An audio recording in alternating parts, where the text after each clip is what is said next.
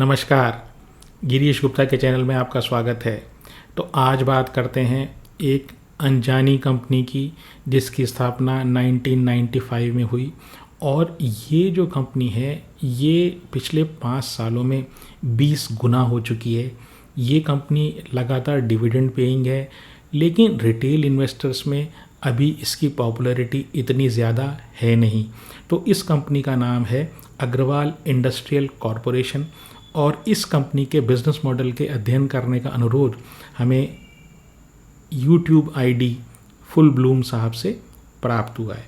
तो जानते हैं कंपनी क्या करती है, एग्जैक्टली बिजनेस के वर्टिकल्स कितने हैं और क्या ये कंपनी आगे भी कोई रिटर्न दे सकती है या ये भी कोई पंप एंड डंप स्कीम है। ये एक मुंबई बेस्ड कंपनी है और कंपनी की स्थापना 1995 में हुई।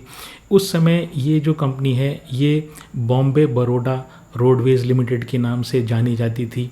तो ये जो कंपनी है इसने जो शुरुआत अपनी की वो ट्रांसपोर्टर के रूप में की, जो ट्रकों का फ्लीट रखता था अपने पास और इसका कुछ हिस्सा मतलब इस रोड ट्रांसपोर्ट का बिज़नेस का कुछ हिस्सा अभी भी इनके पास किसी न किसी रूप में है।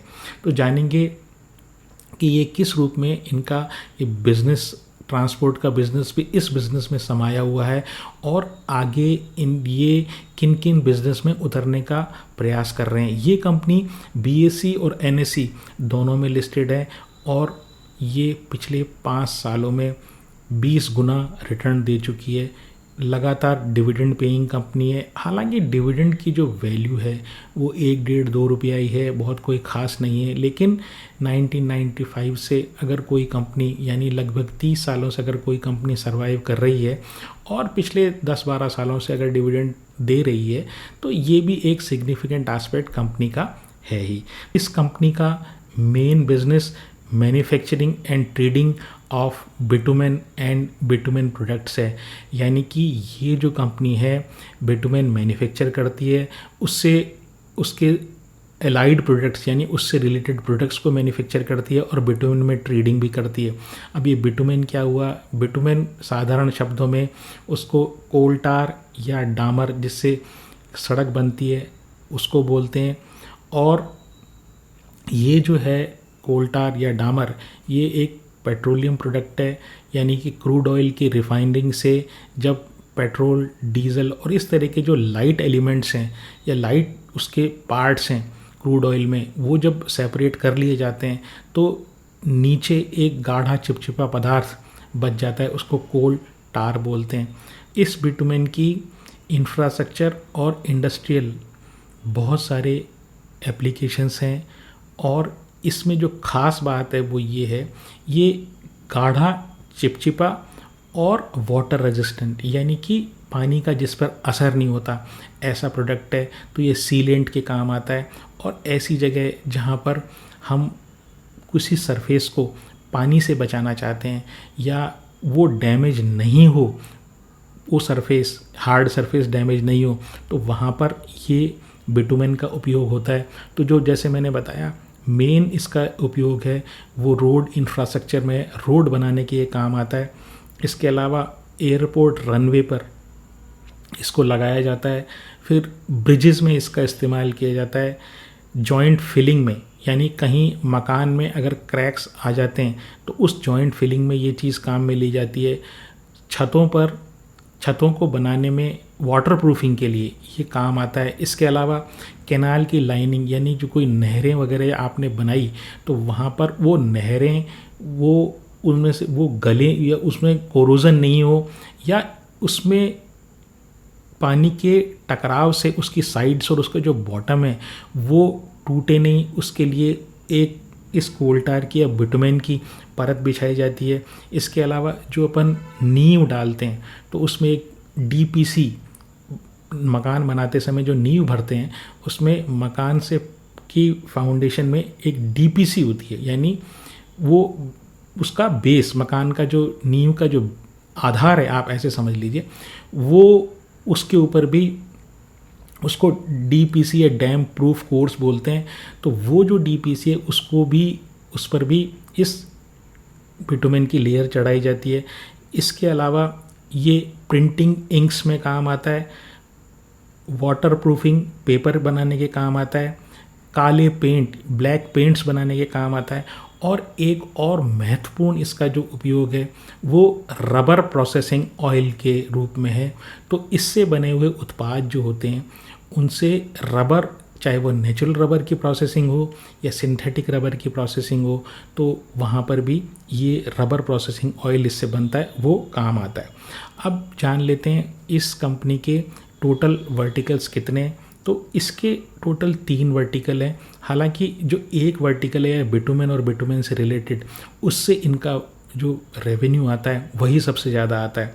तो इनके जो 3 वर्टिकल हैं उसमें से एक manufacturing and trading of bitumen है, दूसरा logistics for bulk bitumen and LPG through owns specialised fleet है। यानी कि जो दूसरा वर्टिकल है इसमें ये इनके, जैसे मैंने बताया कि इनका पुराना ट्रांसपोर्ट का बिज़नेस था, तो वो जो ट्रांसपोर्ट का बिज़नेस का कुछ हिस्सा आप ऐसे समझ लीजिए, यानी जो उनको एक्सपीरियंस है ट्रांसपोर्ट में, तो उससे रिलेटेड ये जो बिटुमेन को ट्रांसपोर्ट करते हैं वो भी खुद के ट्रक्स के थ्रू करते हैं। तो और इसके साथ ही साथ ये एलपीजी जो आती है वो एलपीजी को भी स्पेशलाइज्ड कंटेनर्स में भरकर वो ट्रांसपोर्ट करते हैं। तो दूसरा बिजनेस इनका लॉजिस्टिक्स से रिलेटेड हुआ, दूसरा सेगमेंट जो बिज़नेस का वो लॉजिस्टिक्स से रिलेटेड हुआ। और जो तीसरा है वो ये अब रिसेंटली डाइवर्सिफाई करने की कोशिश कर रहे हैं अनकन्वेंशनल एनर्जी रिसोर्सेज में। तो इन्होंने विंड मिल लगाई है, एक राजस्थान में और दूसरी महाराष्ट्र में, और वहाँ से ये पावर जनरेट करके पावर बेचते भी हैं। तो ये 3 इनके टोटल बिजनेस सेगमेंट हो गए। इनमें से ये जो मैन्युफैक्चरिंग एंड ट्रेडिंग और बिटुमेन है उससे इनका जो रेवेन्यू आता है वो 80% आता है, और जो बाकी जो है जो लॉजिस्टिक्स से रिलेटेड और जो विंड मिल से रिलेटेड जो बिज़नेस है उनसे इनका रेवेन्यू 20% आता है। अब बिटुमेन में भी जैसे मैंने बताया ये मैन्युफैक्चर करते हैं, और बिटुमेन और अलाइड प्रोडक्ट्स। अब अलाइड प्रोडक्ट्स से जो, यानी बिटुमेन से रिलेटेड जैसे रबर ऑयल वगैरह हुआ, तो इस तरीके से रबर प्रोसेसिंग ऑयल वगैरह हुआ, वहाँ से इनका रेवेन्यू जो है वो 20% आता है, 28% आता है। और जो बिटुमेन एग्जैक्टली बिटुमेन से के मैन्युफैक्चर से इनका रेवेन्यू 72% आता है। इसके अलावा इनको ट्रांसपोर्ट में चूंकि काफ़ी अनुभव है, तो इनको ये पता है कि जब हम फ्लीट ऑपरेट करते हैं तो उसमें 2 प्रॉब्लम्स आती है। वो एक प्रॉब्लम तो ये आती है कि बार बार आपका ब्रेक डाउन हो जाता है मशीनरी का, यानी कि ट्रक्स वगैरह का ब्रेक डाउन हो जाता है। तो जो आपका टर्न अराउंड टाइम है, यानी कि आपको जो माल पहुंचाना है उस माल को पहुंचाने में देरी होती है। तो इन्होंने ऑथोराइज्ड एजेंसी ले रखी है अशोक लेलैंड से, और अशोक लेलैंड की ऑथोराइज्ड एजेंसी में इनके जो ट्रक्स हैं वो अशोक लेलैंड के ही हैं, और वो अशोक लेलैंड की ऑथोराइज सर्विस के खुद की ऑथोराइज सर्विस सेंटर पे ये अपने गाड़ियों को सर्विस और रिपेयर करते हैं। एक और इनका जो अनुभव जो इन्होंने अपने ट्रांसपोर्ट कंपनी जब इन्होंने स्टार्ट की थी वहाँ से लिया कि डीजल चोरी या इस तरह जो फ्यूल जो होता है उसकी चोरी ड्राइवरों द्वारा आम है। तो उसके लिए इन्होंने आसान नगर महाराष्ट्र में एक पेट्रोल पंप खोल रखा है, और जितने भी इनको फ्लीट है उसमें फ्यूल की सप्लाई वहीं से होती है। अब जानते हैं कि रॉ मटेरियल से लेके जो इनका जो फाइनल प्रोडक्ट है उसमें सप्लाई चेन में क्या क्या एलिमेंट है, यानी कि कैसे ये रॉ मटेरियल प्रोक्योर करते हैं, कैसे वो भारत में आता है, और किस प्रकार से वो आगे पास ऑन होके फाइनल एंड कंज्यूमर तक जाता है। तो देखिए ये जो प्रोक्योर करते हैं अपना रॉ मटेरियल, वो मिडिल ईस्ट में जो रिफाइनरीज़ हैं तो वहाँ से प्रोक्योर करते हैं, या मिडिल ईस्ट में जो रिफाइनरीज़ के दलाल हैं या ब्रोकर हैं या इंटरमीडियरीज़ हैं उनसे ये अपना बिटुमेन का रॉ मटेरियल प्राप्त करते हैं। उसके बाद ये पोर्ट्स के थ्रू, शिप्स के थ्रू, 11 इनके पास शिपिंग वेसल्स हैं खुद के, और उसके थ्रू ये इनको भारत में लाते हैं। और इनके पोर्ट्स पर 7 डिपोज हैं जहाँ पर वो लोड या अनलोड होता है। अगर इंपोर्ट करते हैं वो बिटुमेन का रॉ मटेरियल तो वो इन पोर्ट्स पर अनलोड होता है। फिर ये देश भर में अलग अलग स्थानों पर 7 जगह ही इनकी मैन्युफैक्चरिंग फैसिलिटीज़ है। वहाँ पर ये बल्क बिटुमेन और साथ ही साथ उससे उसके प्रोसेसिंग से निकलने वाले जो अलाइड प्रोडक्ट्स हैं वो बनाते हैं। बल्क बिटुमेन जो जाता है इनका, वो या तो पीएसयू को जाता है, या जो रोड इंफ्रास्ट्रक्चर में उन कंपनीज को जाता है, या वो किसी प्राइवेट रोड इंफ्रास्ट्रक्चर कंपनीज को जाता है। और जो ये अलाइड प्रोडक्ट्स हैं यानी बिटुमेन के अलावा जो चीज़ें हैं, वो जो चीज़ें हैं वो जनरली इंडस्ट्रियल कंज्यूमर्स के पास जाता है। और इनके पास बिटुमेन के लिए स्पेशलाइज्ड 350 से ज़्यादा फ्लीट है यानी ट्रक्स हैं, क्योंकि बिटुमेन टाइप की जो प्रोडक्ट है उसको किसी पर्टिकुलर नॉर्मल टैंकर में ले जाना संभव नहीं होता, क्योंकि वो बहुत ही गाढ़ा चिपचिपा पदार्थ होता है। और उसको उसकी पंपिंग के लिए यानी उसको टैंकर में फिल करना और फिर टैंकर से उसको बाहर निकालना अपने आप में एक टेढ़ी खीर होती है। तो स्पेशलाइज्ड इक्विपमेंट और टैंकर की आवश्यकता पड़ती है। तो 350 से ज़्यादा इनके इस प्रकार के टैंकर्स हैं। इसके साथ ही इनके पास एलपीजी ट्रांसपोर्ट के लिए जो बिटुमेन से जिनका लेना देना नहीं है, तो एक अलग वर्टिकल आप ये समझ लें या एक अलग तरीका का इनका बिजनेस, वो उसमें 300 से ज़्यादा इनके ट्रक्स हैं और स्पेशलाइज इनके पास कंटेनर्स हैं, बल्क कैरियर्स हैं, जिनसे ये जो एलपीजी जो हैं वो ट्रांसपोर्ट करते हैं। अब इनके कस्टमर्स की बात करूं तो आईओसी, बीपी, एचपी, ये पीएसयू सेक्टर में इनके क्लाइंट्स हैं। शाहपुरजी पेलोनजी और अशोका बिल्डकॉन जैसे रेपुटेड जो इंफ्रास्ट्रक्चर में और रोड सेक्टर में जो अच्छी कंपनीज़ हैं वो इनके क्लाइंट्स हैं। अब इनकी स्ट्रेंथ की अगर मैं बात करूं तो ये जो कंपनी है ये भारत की largest private sector bitumen manufacturing और ट्रेडिंग कंपनी है, और 20 से लेके 30% तक इनका मार्केट शेयर है। और इनके जो कंपटीशन में जो कंपनीज़ हैं वो ये एचपी, बीपी, आईओसी टाइप की कंपनीज़ हैं जो पब्लिक सेक्टर में है। फिर क्या है, इनकी जो मैन्युफैक्चरिंग है वो पूरे भारत में फैली हुई है।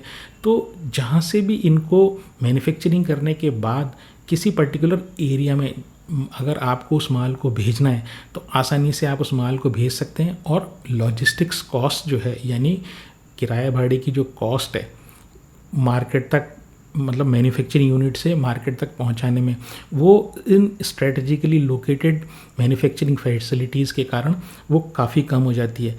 तीसरा जो इम्पॉर्टेंट आस्पेक्ट है वो ये है कि बिटुमेन का जो मेन उपयोग है वो, जैसे मैंने बताया कि 72% जो इनका बिटुमेन, इनका जो रेवेन्यू आता है टोटल बिटुमेन से, वो रोड सेक्टर से आता है।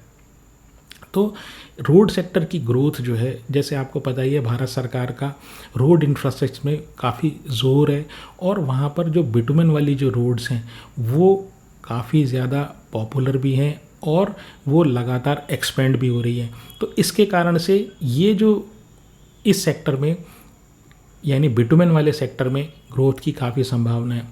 चौथी जो स्ट्रेंथ है जो इस कंपनी को की ग्रोथ की संभावनाएं बताता है वो ये है कि भारत में जो बिटुमेन का, रोड में जो बिटुमेन का कंजम्पशन है वो टॉप 10 कंट्रीज़ में से सबसे लो है। तो आगे जैसे जैसे भारत में जीडीपी ग्रोथ होगी, जैसे जैसे भारत की इकोनॉमिक ग्रोथ होगी, वैसे वैसे ही भारत में जो सड़कों में बिटुमेन का कंजम्पशन है वो बढ़ेगा। वीकनेस की बात करूं तो सबसे बड़ी जो वीकनेस है वो तो ये है कि ये क्रूड ऑयल का डेरिवेटिव है। तो क्रूड ऑयल की जैसे जैसे प्राइसेस चेंज होती है वैसे वैसे ही इनके जो रॉ मटेरियल की प्राइस चेंज होती है। जनरली ये फिक्स प्राइस कॉन्ट्रैक्ट्स रखते हैं, और अगर ज़्यादा वॉलेटिलिटी इनके रॉ मटेरियल में होती है तो उसके कारण इनको जो अपने मार्जिन्स पर हिट लेना पड़ता है। दूसरा, ये जो प्रोडक्ट है ये कम्प्लीटली इंफ्रास्ट्रक्चर और इंडस्ट्रीज़ के ऊपर डिपेंडेंट है। तो किसी भी कारण से अगर इंफ्रास्ट्रक्चर में कोई नरमी आती है, यानी इंफ्रास्ट्रक्चर की ग्रोथ में कोई नरमी आती है, सरकार का कोई कैपिटल एक्सपेंडिचर का प्लान कुछ चेंज होता है, या इंडस्ट्रियल सेक्टर में ओवरऑल मंदी आती है, तो बिटुमेन की डिमांड और बिटुमेन से रिलेटेड अलाइड प्रोडक्ट्स की डिमांड है वो भी कम होगी। इसके अलावा इनके पास ये जो रॉ मटेरियल सोर्स करते हैं ना वो यूएई की रिफाइनरीज से करते हैं और वहीं जो इंटरमीडियरीज जो हैं वहाँ से करते हैं। तो जो दो इनके मेजर सप्लायर हैं वो हैं एजी एक्जिम डीएमसीसी जो यूएई में है, और साथ ही पेट्रो एडिकैम वो भी यूएई में है। तो ये इनके दो मेजर सप्लायर हैं, तो उनके साथ इनके रिलेशनशिप जो है वो बहुत ही अच्छे होने चाहिए, अदरवाइज़ इनको सोर्सिंग में प्रॉब्लम आ सकती है जो इनके बिटुमेन के बिज़नेस में इम्पैक्ट ला सकता है। मान लीजिए कभी ये टाइमली पेमेंट ना कर पाएँ या किसी भी कारण से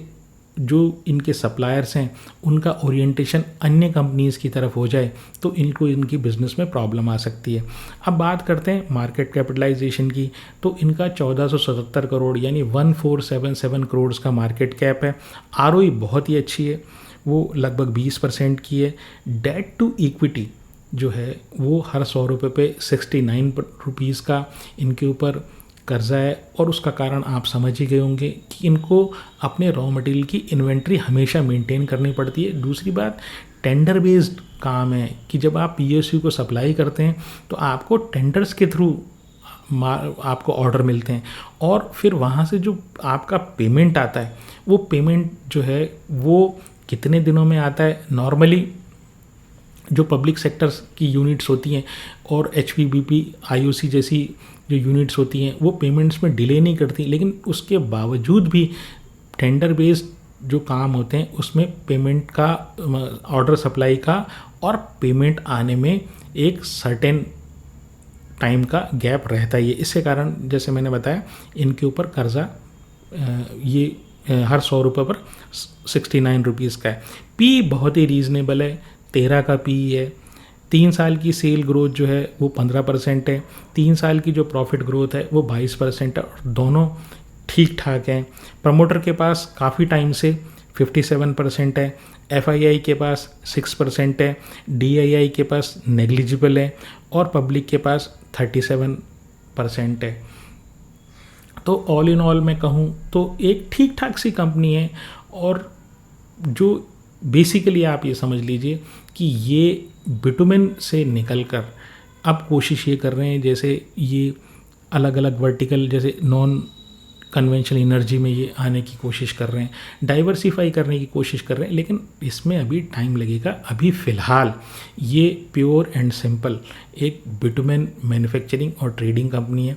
दूसरी चीज़ ये है कि इसमें करीब करीब केवल 20,000 शेयर होल्डर ही हैं अभी, और ये जो कंपनी में जो ट्रेडिंग है ना, यानी जिसके शेयर्स हैं वो बहुत ही इलिक्विड हैं, यानी कि पब्लिक इसको लेके बैठी हुई है, जिनके पास चंक है वो उसको लेके बैठा हुआ। अभी रिसेंटली एक बड़े इन्वेस्टर ने इसमें लार्ज चंक खरीदा भी है, लेकिन हमें उन्होंने क्या किया इसके ऊपर ध्यान नहीं देना।